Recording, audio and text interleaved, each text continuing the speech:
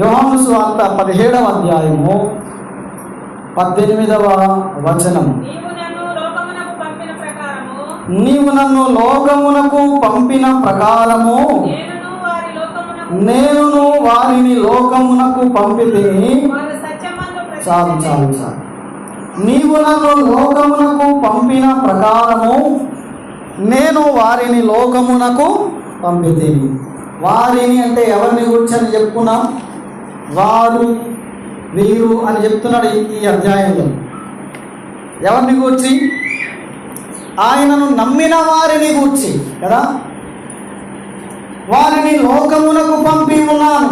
నీవు నన్ను పంపిన ప్రకారం నేను వారిని లోకమునకు పంపితిని. అంటే విశ్వాసులైన వారిని గురించి ప్రభు ఈ మాట చెప్తున్నాడు. అంటే మన స్థితి లోకములో ఎట్లా ఉంది? మనం ఎవరము ఈ లోకంలో? చెప్పండి. ఇప్పుడు చదువుకున్న మాటలో ఉంది కదా, ఎవరు? లోకమునకు పంపబడిన వారము. అది లోకమునకు పంపబడిన వారము. నీవు నన్ను పంపినట్లుగా నేను వీరిని పంపాను లోకంలోనికి అని చెప్పాను. అంటే ప్రభువుని నమ్మిన విశ్వసించిన వారమైన మనము లోకమునకు పంపబడిన వారం. వినండి బాగా, లోకములో నుండే దేవుడు మనల్ని వేరు చేశాడు. వేరు చేయబడిన లోకానికి మనం వ్యత్యాసమైన వారిగా, ప్రత్యేకమైన వారిగా కనబడేటట్లు చేశాడు. అంతేకాదు, వేరు చేయబడిన లోకములోనే మనలను ఉంచాడు కదా. ఇంతకుముందు వారు చెప్పు, లోకములో ఉన్న వారం. ఈ లోకములోనే మనం ఉన్నాము, కానీ లోకానికి వేరుగా, లోక సంబంధము కాకుండా ఉన్నాము అని చెప్పుకున్నాము. ఇప్పుడు ఈ వచనం ప్రకారం మనం చూస్తే, వేరు చేయబడి లోకములోనే దేవునికి వారిగా, వ్యత్యాసమైన వారిగా, ప్రత్యేకమైన వారిగా ఉన్న మనము ఈ లోకమునకు పంపబడిన వారము. లోకమునకు పంపబడిన వారం, వేరు చేయబడిన ఈ లోకానికి పంపబడిన వారం మనం. అయితే ఎందుకు ఈ లోకానికి దేవుడు మనలను పంపాడు? ప్రభు అంటున్నాడు, నీవు నన్ను పంపిన ప్రకారము ఈ లోకానికి నేను వీరిని పంపితిని. పంపడము అంటే లోకమునకు పంపబడడం. దేని కొరకు? ఉదాహరణకు మీకు అర్థం కావడానికి చెప్తాను. ఒక కార్యక్రమం, ఒక ఫంక్షన్ జరుగుతుంది మన ఇంట్లో. మన ఇంట్లో జరిగే విందుకు, ఫంక్షన్కు అనేక మందిని మనం ఆహ్వానించాలనుకుంటాం. మనమే వెళ్ళి ఇంటింటికి తిరిగి మన ఇంటిలో జరిగే వివాహానికో ఫంక్షన్కి ఆహ్వానిస్తామా? లేకపోతే మన తరపున ఎవరైనా ఒకరినో ఇద్దరినో పంపిస్తామా? చెప్పండి.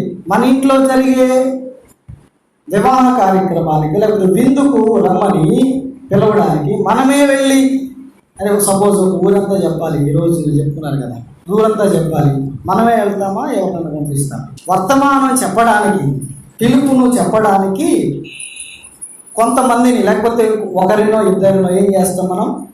మీరు వెళ్ళి పలానా వాళ్లకు చెప్పిరండి, మా ఇంట జరిగే విందుకు, వివాహానికి రమ్మని ఆహ్వానించండి అని మన తరపున ఏం చేస్తాం? మనం కొందరిని పంపిస్తాం.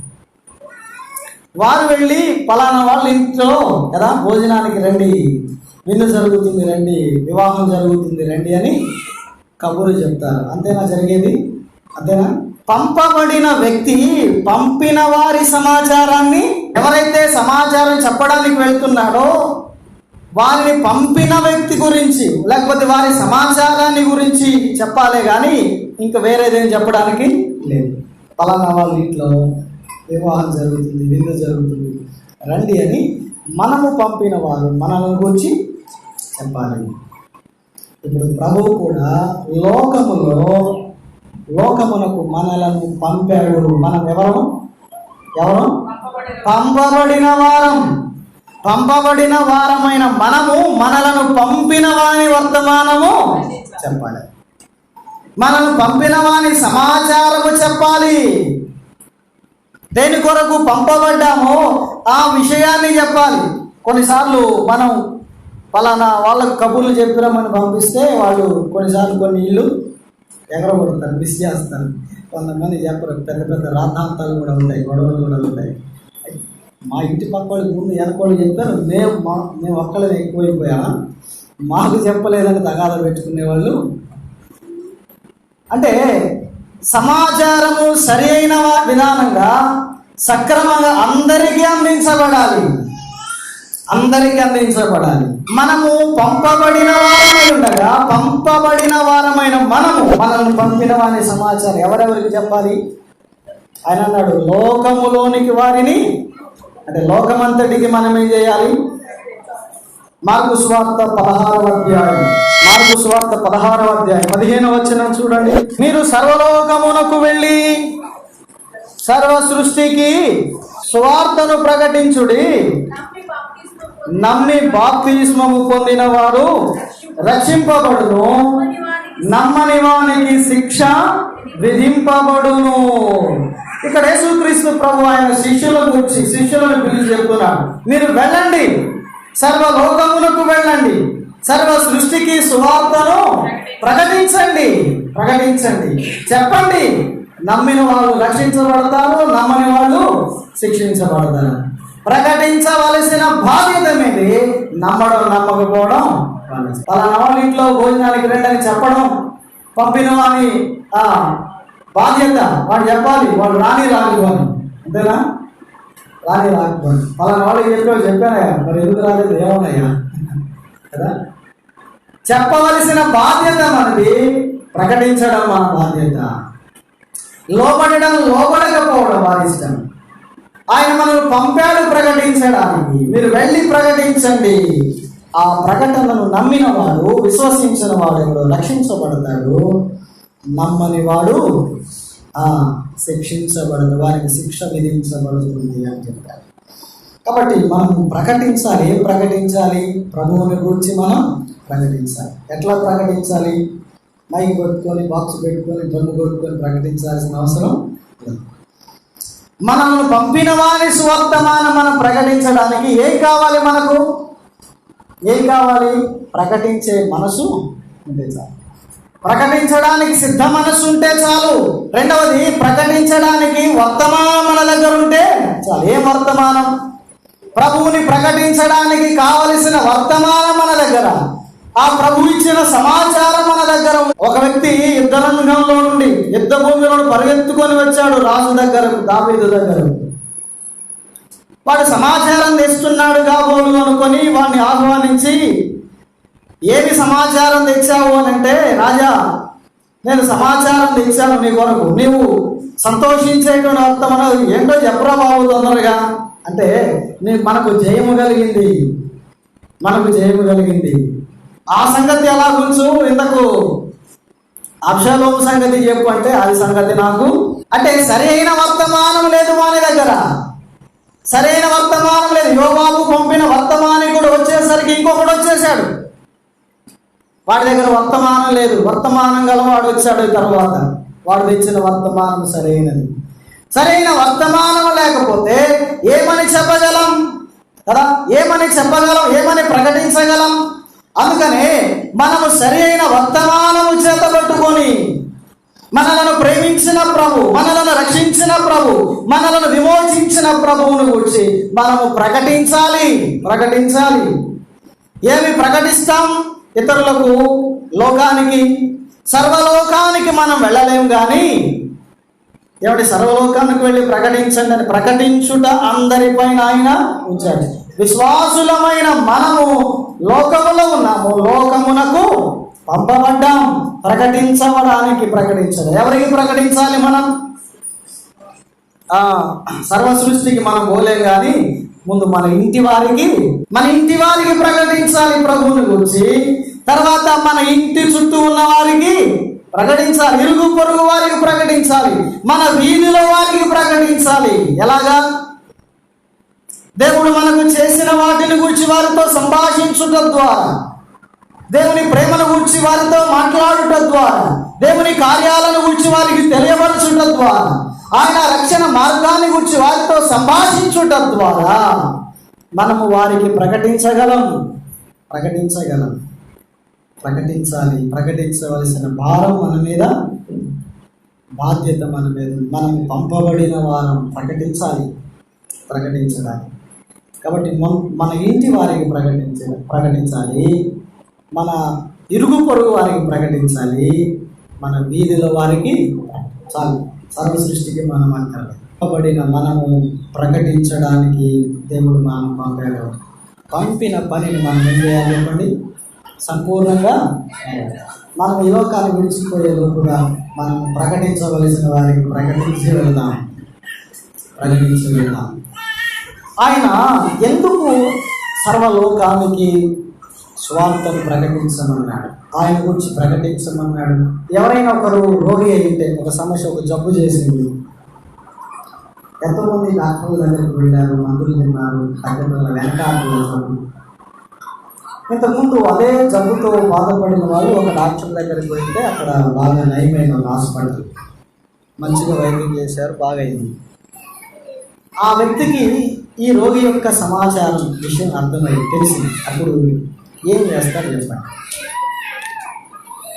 ఆ వ్యక్తిని పరామర్శించడానికి వెళ్ళి పలానా హాస్పిటల్కి వెళ్ళి పలానా డాక్టర్ దగ్గరికి వెళ్తే ఖచ్చితంగా ఈ జబ్బు చెప్తారా చెప్పరా? నిజంగా చెప్పండి. వాళ్ళు అడగకపోయినా సరే, అవునా? అయ్యా ఎక్కడైనా మంచి డాక్టర్ ఉంటే చెప్పయ్యా అని వాళ్ళని మనల్ని అడగక్కర్లా. ఆ రోగి బాధను చూసి మనమే ఖచ్చితంగా చెప్తాం, పలానా చోట, పలానా హాస్పిటల్, పలానా డాక్టర్ అడ్రస్ చెప్తాం. అవసరమైతే మేము కూడా చెప్పి, అవసరమైతే మనమే వాళ్ళని వెంట పెట్టుకెళ్ళి వాళ్ళకు ట్రీట్మెంట్ చేయించగలుగుతాం. అంటే వాళ్ళు బాగుపడేదానికి ప్రయత్నం చేస్తాం. ఆ డాక్టర్ గొప్పతనం గురించి, అతని వైద్యాన్ని గురించి తెలిసిన మనం, మేలు పొందిన మనం, స్వస్థత నొందిన మనం, బాగుపడిన మనం, జబ్బు తగ్గిన వాడు అదే జబ్బుతో ఉన్నవానికి ఆ సమాచారం చెప్పకుండా ఉండగలడా? ఆ సమాచారం చెప్పకుండా మన దగ్గర అట్టు పెట్టుకున్నామంటే వీడు ఇట్లాగే అంతే అట్టగా అయిపోవాలని అని వారి నాశనమును కోరుకునే వారు ఉంటాం కదా. అందుకనే మేలు చేయడం కొరకు మనం ఆ సమాచారం చెప్తాం. అట్లయితే ఇలా చెప్పలేము. మనం రక్షించబడ్డాం, ప్రభు మనం రక్షించాడు, మనకు పరలోకం ఇచ్చాడు, మన పాపాలు క్షమించాడు, పాతాళము తప్పించాడు, అగ్నిగుండం నుంచి ఆయన మనం విడిపించాడు. ఈ సమాచారం ఎంతోమంది నశించిన వారు మన చుట్టూ ఉండగా, మన ఇంట్లో ఉండగా, మన వీధిలో ఉండగా, ఇరుగు పొరుగు వారు నశించి నిత్య నాశనానికి వెళ్ళిపోతుండగా, అగ్నిగుండం పాలైపోతుండగా వారి విషయంలో మనము ఎందుకు ఈ మాట చెప్పలేము కదా? మన వలె నశించిపోతున్న వారు, మనం రక్షించిన ప్రభువుని గురించి వారికి ఎందుకు చెప్పకూడదు? మనం పాతాళం తప్పించుకున్నామే, ఆ సమాచారం వాళ్ళకి ఎందుకు చెప్పకూడదు? పరలోక రాజ్యానికి ప్రభు మనం వారసులుగా చేశాడే, ఆ విషయం ఎందుకు మనం చెప్పకూడదు? రోగి ఉండగా ప్రభు మనం స్వస్థపరిచాడే, ఆ సమాచారం ఎందుకు చెప్పకూడదు? మనం ఆశీర్వదించబడిన విధానం గురించి ఎందుకు దారిద్ర్యపు స్థితిలో ఉన్న వారికి మనం చెప్పకూడదు? చెప్పడానికే ప్రభు మనల్ని ఈ లోకంలో ఉంచాడు. ఈ లోకానికి ఆయన మనలను పంపాడు. మనమున్న చోట, మనమున్న స్థలంలో, మన గ్రామంలో, లేకపోతే మన పనిచేసే స్థలాలలో, ఉద్యోగ స్థలాలలో, వ్యాపార స్థలాలలో, వ్యవసాయ పొలాలలో ఎందుకు ప్రభువుని గురించి మనం చెప్పకూడదు? పొలంలోకి వెళ్తే మీ సంభాషణ ఎట్లుంటుంది ఒకసారి ఆలోచించుకోండి. పొలంలో మీ సంభాషణ దేవుని గురించి ఉంటుందా? ఆ అమ్మాయి ఇట్లా, ఈ అమ్మాయి ఇట్లా అంటుంటుంది చెప్పండి. ఆ గురించి తెలుసా ఇట్లా అంటాక పొలం పోయిన దగ్గర నుంచి వచ్చేదాకా ఇంటి దగ్గరకు వచ్చి ఎవరింటికి వాళ్ళు పోయేదాకా ఇదే సంభాషణ కదా. పొలంలో మన సంభాషణ ఏంటి? ఒక్క రోజైనా ప్రభువుని గురించిన సంభాషణ ఉందా? పోనీ మీకు చెప్పడం రాదు, నేను ఇలా అంటాను, మీకు ప్రభువుని గురించి చెప్పడం రాదు, పాడండి. ప్రభువుని గురించి పాడండి. పాట ద్వారా సువార్త ప్రకటించండి. మాట రాదా మీకు? పాట పాడు. మాట కూడా రాదంటారా? పాట రాకపోయినా పర్వాలేదు, మాట రాకపోయినా పర్వాలేదు, ప్రవర్తన వచ్చు కదా. పక్కనోళ్ళు పిచ్చాపాటి ముచ్చట్లు కదా, వాళ్ళ గురించి వీళ్ళ గురించి చెప్పుకునేటువంటి మాటలు ఎంత భయంకరంగా కూడా మీరు మౌనంగా ఉండండి చాలు. మీ మౌన ప్రవర్తనే వాళ్ళకి సాక్ష్యం, సువార్త. అంతే. మరి ఎంత మాట్లాడుతున్న ఒక్క మాట కూడా అంటే మనం నమ్మిన ప్రభువు గురించి, మన ప్రత్యేకతను గురించి పొలంలో చాటడం అదే. మౌనంగా ఉండి ప్రకటించండి. ఎందుకంటే మనము పంపబడిన వారం. ప్రతి ఒక్కరూ ఈ మాట గురించి తెలుసుకోండి. మనం ఎవరు? పంపబడిన వారు. ఈ లోకంలోనికి పంపబడ్డాం, ఆయన గురించి ప్రకటించాలి. ఎట్లా ప్రకటిస్తాము? మనకు తెలిసినట్టు, మనకు నచ్చినట్టు, ఎలాగైనా కానివ్వండి ఆయనను గురించి ప్రకటించాలి. ప్రభువుని గురించి మనము ప్రకటించాలి. ఎందుకంటే మనము పొందిన మేలు, మనము పొందిన ఆనందం, మనము పొందిన ఆ రక్షణ వాళ్ళు కూడా పొందుకోవాలి. అందుకే మనం ప్రకటించాలి. పిల్లలా, దేవుడు మనం పంపాడు. ఆయన మరణం పునరుద్ధానాల గురించి, ఆయన చేసిన ఆశ్చర్య కార్యములను గురించి మనం ప్రకటించేవారిగా, ప్రచురించేవారిగా ప్రభు మనల్ని లోకంలో ఉంచాడు. ఆఖరికి ఒక మాట చూడండి. యోహాను సువార్త 20వ అధ్యాయం 21వ వచనం. 20వ అధ్యాయం 21వ వచనం. యేసు మరలా మీకు సమాధానం కలిగిన గాక, తండ్రి నన్ను పంపిన ప్రకారము నేను మిమ్మల్ని పంపుచున్నానని వారితో చెప్పాను. తండ్రి నన్ను పంపిన ప్రకారం నేను మిమ్మల్ని పంపుచున్నాను అని. ఆయనని ఎట్లా పంపాడు? లూకాసు వార్త 4వ అధ్యాయం 18-19 వచనాలు ఈ మాట చూసి మనం ముగిద్దాం. లూకాసు వార్త 4:18. ప్రభు ఆత్మ నా మీద ఉన్నది, బీదలకు సువార్త ప్రకటించుటకై ఆయన నన్ను అభిషేకించెను. చెరలో ఉన్న వారికి విడుదలను, గుడ్డి వారికి చూపును కలుగునని ప్రకటించుటకు, నలిగిన వారిని విడిపించుటకు, ప్రభు హితవత్సరం ప్రకటించుటకు ఆయన నన్ను పంపి ఉన్నాడు. తండ్రి నన్ను పంపిన ప్రకారం నేను మిమ్మును పంపుచున్నా. ఎందుకు పంపాడట? ఆయనను సువార్త ప్రకటించడానికి పంపాడు. అంతేకాదు, చెరలో ఉన్న వారిని విడిపించుటకు పంపాడు. మనోనేత్రాలు మూయబడి గుడ్డితనములో ఉన్నవారు, ఏ లోక సంబంధమైన దేవత వారి మనోనేత్రములకు గుడ్డితనము కలుగజేసిన వారందరూ ఉన్నారు మన ఎదుట. వారికి ప్రకటించడానికి కదా, వారిని విడిపించడానికి, నలిగిన వారిని కదా, సొమ్మశీలిన వారిని వారిని విడిపించడానికి, వారి కొరకు ప్రభు హితవత్సరం కదా, ఆయన గురించి ప్రకటించడానికి, ఆయన రక్షణ కార్యాన్ని ప్రకటించడానికి నన్ను పంపాడు. అలాగే నేను మిమ్ములను పంపుచున్నాను. ప్రకటించండి. సాతాను కట్ల చేత బంధింపబడిన వారిని విడిపించండి. సమస్యలలో చిక్కుబడి సొమ్మశీలిన వారిని విడిపించడానికి పంపాను. మీరు విడిపించండి. ఆత్మయ్య మనోనేత్రాలు మూయబడిన వారు ఉన్నారు, వారికి గుడితనం నుంచి విడుదల కలిగించడానికి ప్రకటించండి. వారికి ప్రకటించండి. ఆయన లోకములోనికి మనల్ని పంపాడు. ప్రకటించవలసిన బాధ్యత మనకి. పంపబడిన మనం పంపిన వారి వర్తమానము మనము చేరవేయాలి. పంపిన వారి వర్తమానాన్ని మనము చేరవేయాలి. ఎవరికి చేరవేయాలి? లోకమునకు మనం. ఎందుకు అంటే లోకము ఎట్లా, లోకమంతటికి ప్రకటించాలని చెప్పాడు. ఒక మాట నేను మీతో చెప్పడం మరిచాను. చూడండి, రోమపత్రిక 3వ అధ్యాయం 19వ వచనం. ఎందుకు ప్రకటించాలి లోకమంతటికి అంటే, సర్వలోకము దేవుని శిక్షకు పాత్రమై ఉన్నది. ఎందుకు లోకానికి సువార్త ప్రకటించాలి, రక్షణ గురించి ప్రకటించాలి? ఎందుకు లోకానికి ప్రభువు మనం పంపాడంటే, లోకమంతా దేవుని శిక్షకు పాత్రమై ఉంది, శిక్షకు గురి అయి ఉంది. ఆ శిక్ష నుండి తప్పించబడే మార్గాన్ని గురించి మనం బోధించాలి. ఆ శిక్ష నుండి తప్పించబడే మార్గమును గురించి మనం లోకానికి ప్రకటించడానికి లోకమునకు ఆయన మనల్ని పంపాడు. పంపబడిన మనం నశించిపోతున్న ఈ లోకం విశాలమైన మార్గంలో ప్రయాణించి కదా, యుగ యుగాలు తగలబడి అగ్నిగుండానికి పరుగులెత్తుచున్నటువంటి ఈ లోకాన్ని మనం రక్షించడానికి, శిక్ష నుండి తప్పించబడడానికి, యేసు క్రీస్తుని గురించిన వర్తమానం అందించడానికి ప్రభు నశించిపోయే ఈ లోకములో రక్షించబడిన వారమైన మనలను, ఆరిపోతున్న ఈ లోకాన్ని వెలిగించబడిన వారమైన మనము వెలిగించడానికి ప్రభు ఈ లోకానికి పంపి ఉన్నాడు. అందుకే లోకములో మన స్థితి ఎలాంటిది చెప్పండి? ఎలాంటిది? మనం ఎలా ఉన్నాం లోకములో?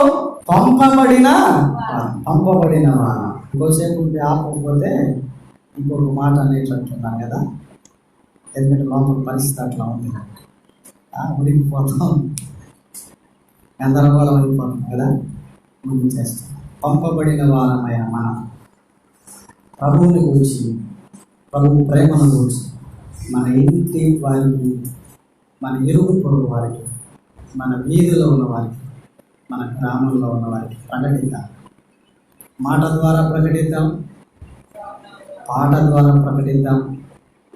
ఇవన్నీ కాదండి, ప్రవర్తన ద్వారా క్రీస్తు యేసును ప్రచురపరిచే పత్రికలు మన సాక్ష్యం, మన ప్రవర్తన, మన జీవితం ఇతరులకు ఆదర్శవంతంగా, మాదిరికరంగా, ప్రభు దగ్గరకు అనేకులు ఆకర్షించే విధంగా మనం జీవితం, లోకానికి ప్రభు సందేశాన్ని ప్రకటిద్దాం. ప్రభు ఇతరులు మనకి ఆశీర్వదించుగాక. ప్రార్థన చేద్దాం. ఈ వీడియో మీకు నచ్చినట్లయితే లైక్ చేయండి మరియు షేర్ చేయండి. సబ్స్క్రైబ్ చేయడం మాత్రం మర్చిపోకండి. సబ్స్క్రైబ్ బటన్ పక్కనే ఉన్నటువంటి గంట సింబల్ కూడా మీరు నొక్కండి.